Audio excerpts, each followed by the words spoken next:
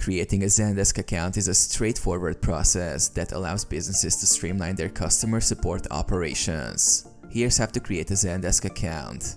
Visit Zendesk website. Go to the Zendesk website using a web browser. Choose Sign Up. On the homepage, locate the Sign Up or Get Started button and click on it. Select Product. Choose a Zendesk product that best suits your needs. Options include Support, Chat, Guide, Talk, and Explore. Enter details. Fill out the sign up form with your business email address, company name, and other required information. You may also need to create a password. Verify email. After submitting the form, Zendesk will send a verification email to the email address you provided. Click on the verification link within the email to confirm your account. Set up account. Follow the prompts to set up your Zendesk account. This may include providing additional information about your business and configuring basic settings. Access Dashboard.